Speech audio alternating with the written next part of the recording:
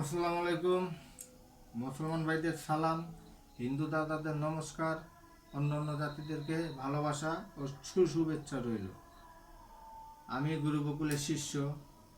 এই যে জন্ডিসের মালা বাঁধতেছি এক রুগীর জন্য।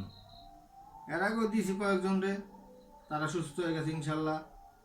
তারপরে অনেক অনেক কাজ করছি, হয়ে গেছে, কোনোটার সমস্যা নেই, বাধা সৃষ্টি নেই। আপনারা দেখেন কিভাবে এই মালাটা বাঁধতে হয়, কারণ অনেক মানুষ মালাটা বাঁধতে পারে না ঠিক মতন, যেহেতু দিতে পারে না। তো এই মালাটা এতটাই দ্রুত কাজ করে, কারেন্টের মতন। আপনারা করেন, মানুষের কল্যাণের ক্ষেত্রে করেন, ভালোর ক্ষেত্রে করেন, অনেক উপকার এই মালাটা। এই যে মালাটা এইভাবে একটার পর একটা দিবেন, এই যে আমি বাঁধছি, এইভাবে ছোট একটা মালা হবে। এই যে এটার পিছনে আবার এই এমনি একটা দিবেন, আপনি এই করবেন, বাঁধবেন। তো আমার সমস্যা নাই, আমি খুব খুশি আছি আমার গুরুর কাছে। উনি যে কটা মন্ত্র আমার দিয়েছে, আমি সব কটা দিয়ে কাজ করতেছি, কাজ হচ্ছে। তবে আমার মনে একটা দুঃখ, আগে তো কেউ হাদিয়া দেয় না, কাজ হলে হাদিয়া দিব, কাজ হয়ে গেলে কেউ হাদিয়া দিতেছে না, আমার মনে এই একটা দুঃখ, আর কোনো দুঃখ নেই। তারপরে সমস্যা নাই, আমার গুরু বলছে মানুষ কল্যাণের ক্ষেত্রে যার নাই তার কাজ তুমি পকেটের টাকা দিয়ে করে দিও।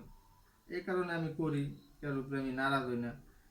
তবে মানুষের ব্যবহার আসার তেমন একটা কাজ হওয়ার পরে টাকাও দেয় না, ফোনও ধরে না, যাক, ওটা আমার নসিবে ছিল। এইভাবে মালাটা বাঁধবেন। আর আপনারা ভালো কথা, কেউ বাকি কাজ করেন না। বাকি কাজ তারটাই করবেন যার টাকা পয়সা নাই, আমার মতো নিরীহ, গরিব, অসহায়, তাদেরটা আপনি বাকি করেন বা টাকা ছাড়া করেন।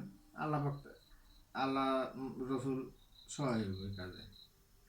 বাকি কাজ করেন। আর সবাই কাছে অনুরোধ, গুরু, সবাই গুরুরে কিছু কিছু হাদিয়া দিয়েন, কারণ গুরু তো গুরু। গুরু হইল গাছের গোড়া, আর আপনার হইলেন গাছের পাতা।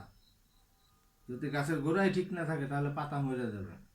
সবাই গুরুরে দিয়েন, আমিও চেষ্টা করি দেওয়ার জন্য। আসলে আমি কাজ তেমন একটা সবার রুগী মুগী জানে না, তো আমি তেমন একটা কাজ শুরু করিনি এখনো। যে কজন এটা করছি, কাজ হয়েছে, আমিও দিব ইনশাল্লাহ। আমার গুরুরে নিয়ত আছে এবার কিছু টাকা পাঠাবো গুরুর খরচের জন্য, আপনারাও দিয়েন।